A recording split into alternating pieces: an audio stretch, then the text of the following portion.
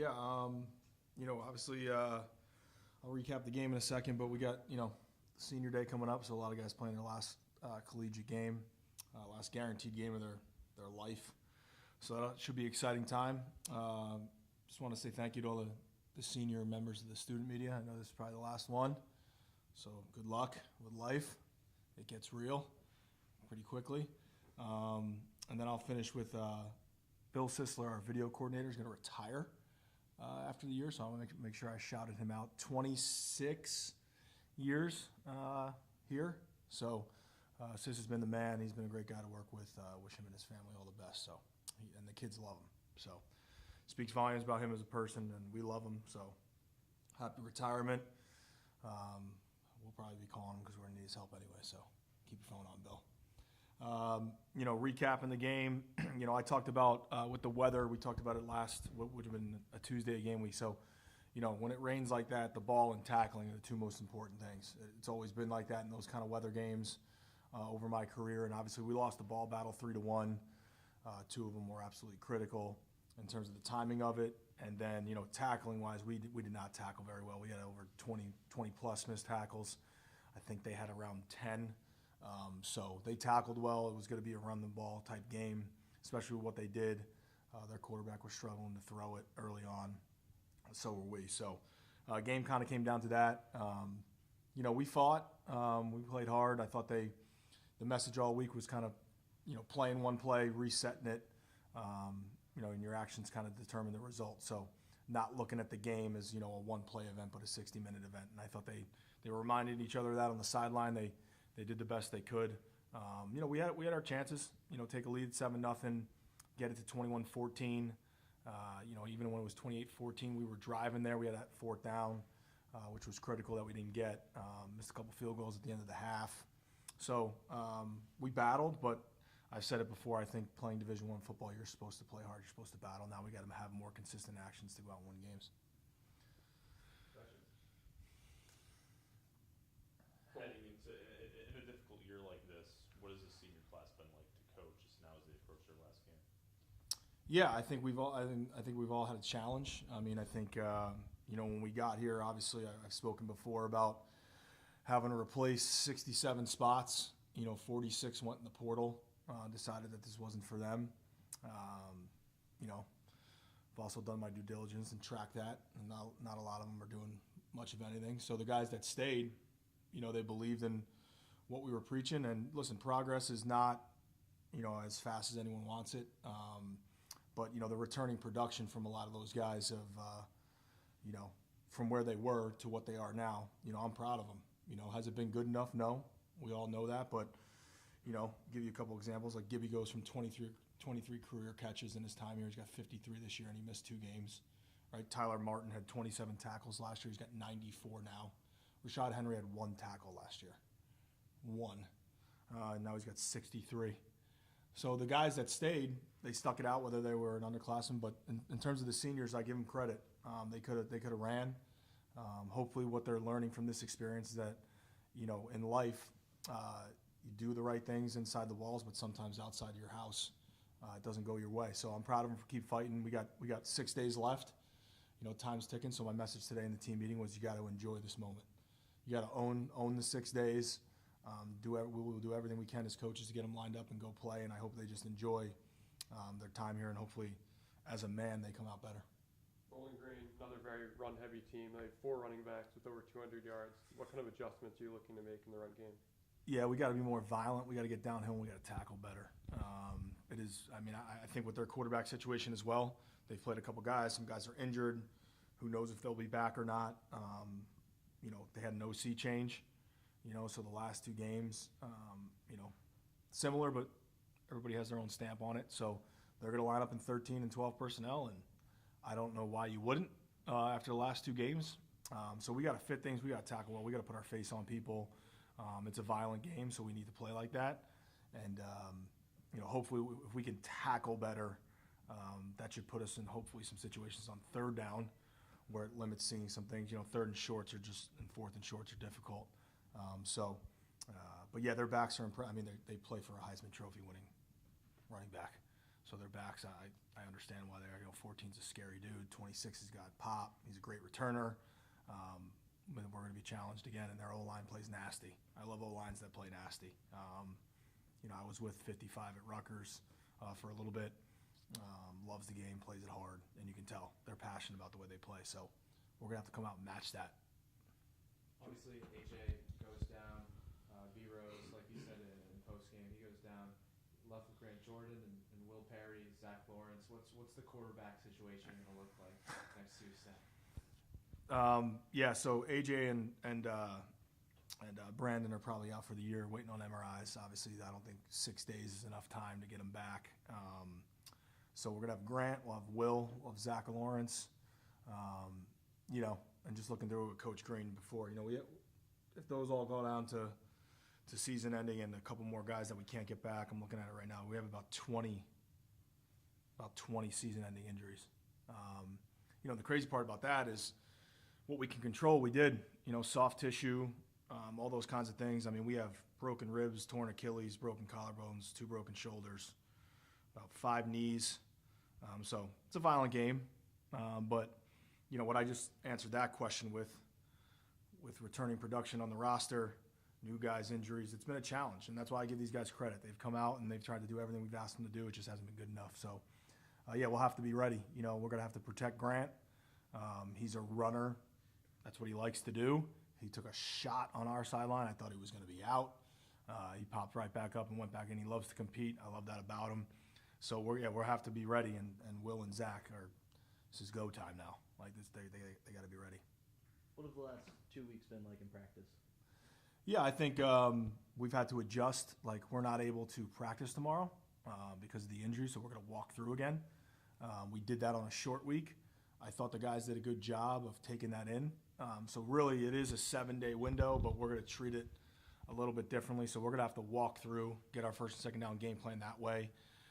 We'll go hard on Wednesday as best we can. We might need to make some adjustments on the scout teams with different things to limit contact, like holding bags up front and doing some different things to make sure, because some of those guys in the O-line are literally like playing on one leg, and I give them credit. They're fighting their ass off. But practice, the energy was great last week. It was. I think the messaging has been direct with them about how much time we got left, and they'll be the start of something. I'm confident. Again, results are results, but usually before results, there's a big mess, and that's what we're going through. So they'll keep fighting. I know they'll come out to practice. They'll be excited, but we got to take the mental part of it and walk through. So we'll have 2 walkthroughs this week and 2 practices. So we'll have to cut down practice from a time standpoint just because of the limited bodies. So, and maybe it refreshes us. Maybe it gets us going. That's the goal. It did kind of last week. I thought we competed better. So we'll see. Talked about these guys potentially playing their last game. The emotions of that, is that something that you need to kind of manage, or do you want them just to lean all the way into it?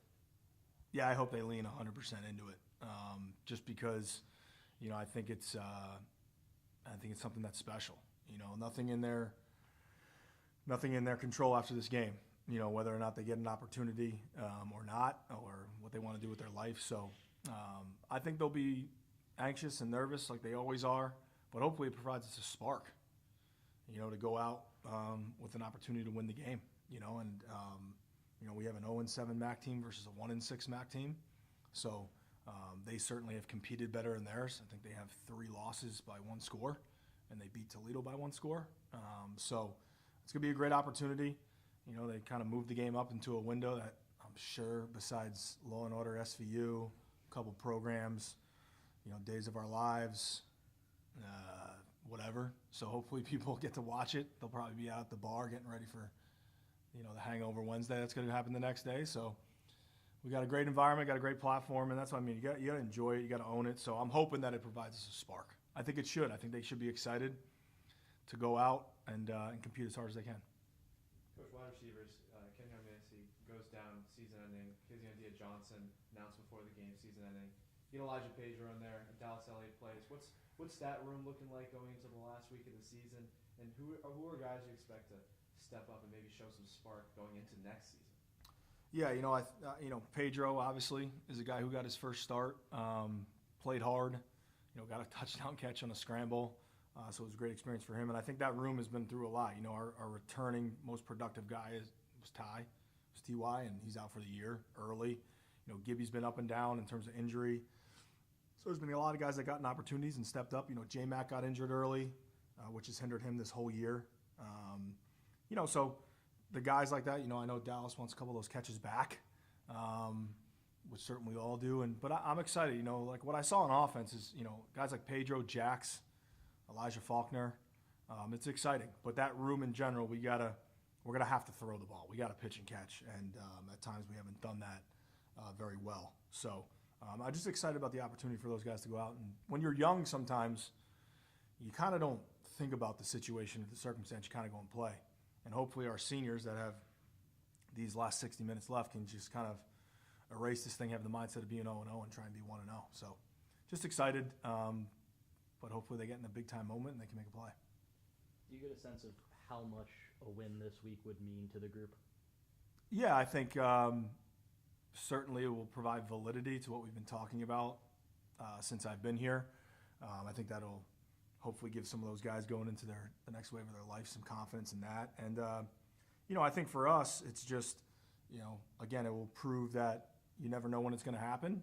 You got to keep battling. You got to keep going for all those reasons I just kind of said, with what we took over and what was here and the guys battling and stuff like that.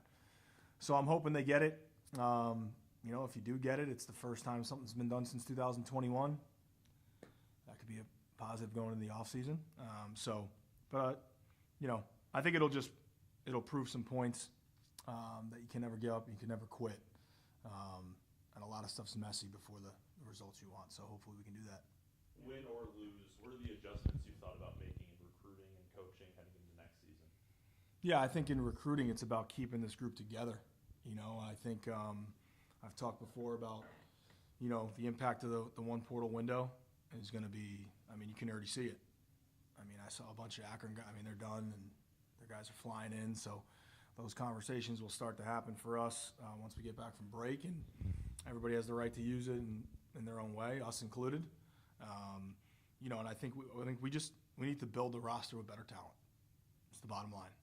We tried to do the best we could in a short window. I'm excited about the whole staff being here and doing it together. And we got to get better. Coaches say all the time, you can coach as hard as you want, which we are, but ultimately at the end of the day, you need talent, right? And that's why the consistent teams in college football have the best talent. And as I look through this league, we can do it. And I know we can, and this job is incredibly important to me. I love it. I wouldn't want to be anywhere else. This is awesome. I love where I live. My family loves it. Now it's time for us as coaches to take over, and to get it to exactly how we want it and exactly who we want to coach.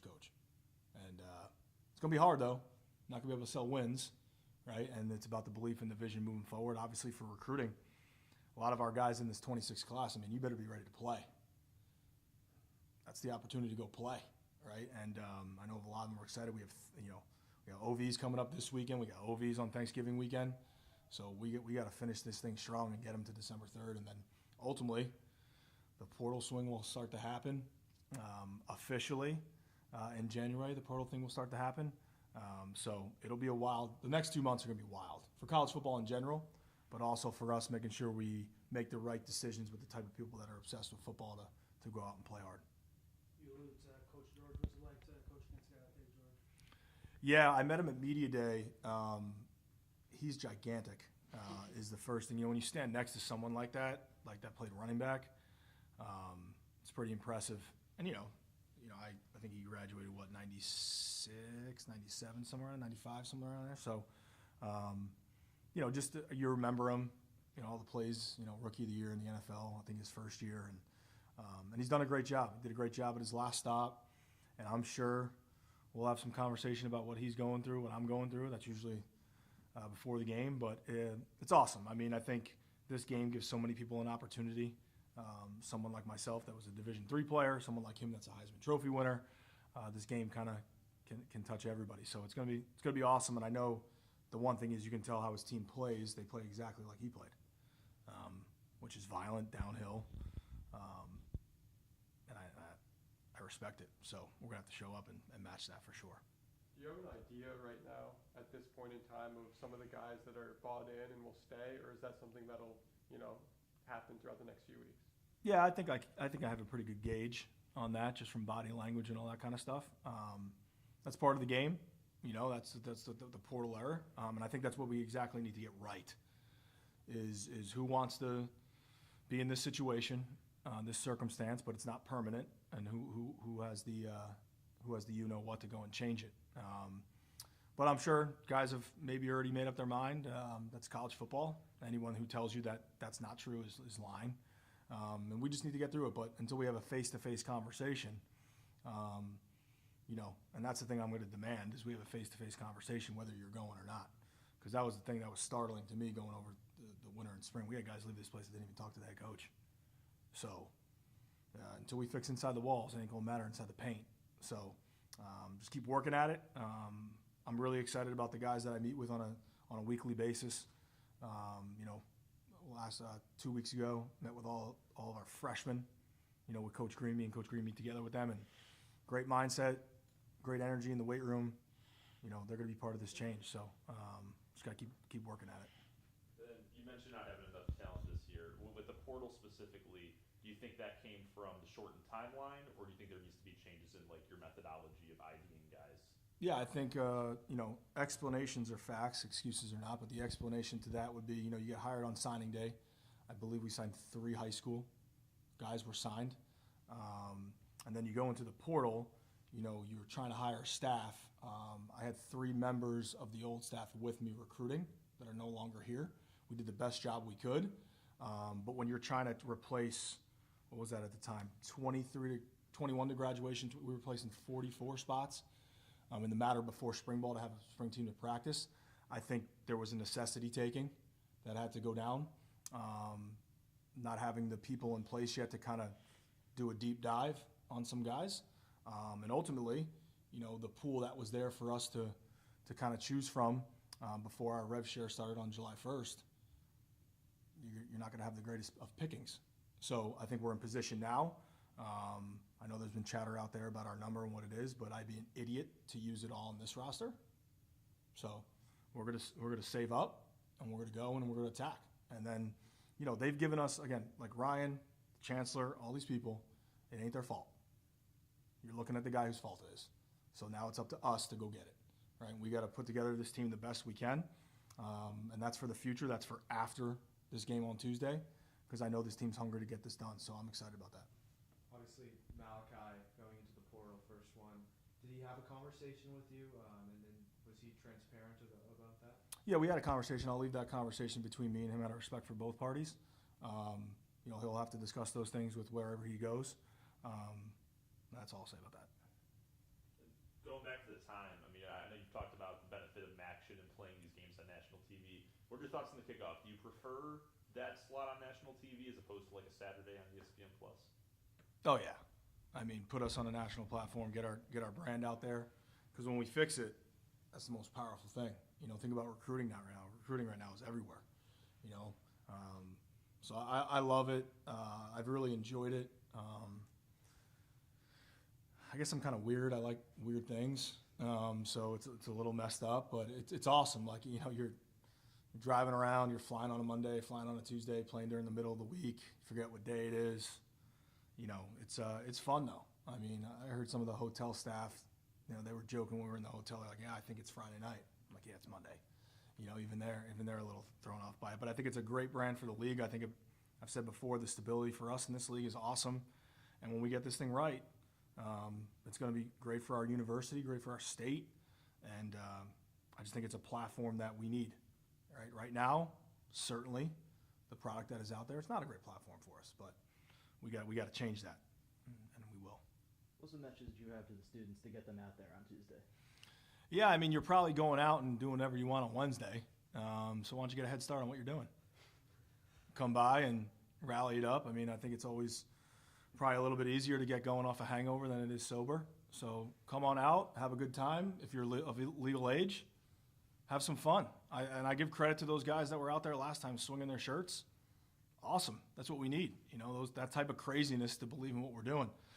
So I'm down for it. Don't do anything stupid. Be 21. But have some fun. I mean, I don't know. There's no classes on Wednesday, right? Yep. So come out, have a good time before you drive home or whatever you're doing. Because the Wednesdays, I remember Wednesdays before Thanksgiving. Just don't be the 35-year-old that's in there. But it should be awesome. That's the enjoyment of this whole situation. You should go and have fun. And our students are our lifeblood. They gave me juice during that game because there was not a lot to go on. Obviously when it was going on, but looking up there and just seeing, they weren't affected by the circumstance or the situation. They were enjoying their life. So let's go out and enjoy our life on Tuesday all together, and hopefully we can pull out a W. Thanks, Coach. Yeah, just Bowling Green national news for Punch the Cat. Has there been any internal push for team pet, team mascot after? Say that again? Bowling Green, they have Punch the Cat, the team pet. Any internal push for team pet, team mascot? Yeah, we got too many pets on this team in general. We got too many dogs, but I don't know. I mean, I'm a Met fan. They had Grimace, right? Isn't that who the Mets has? Yeah, I don't know what our. I don't know. Yeah, listen, I'll do anything. Voodoo doll, genie, rubber lamp.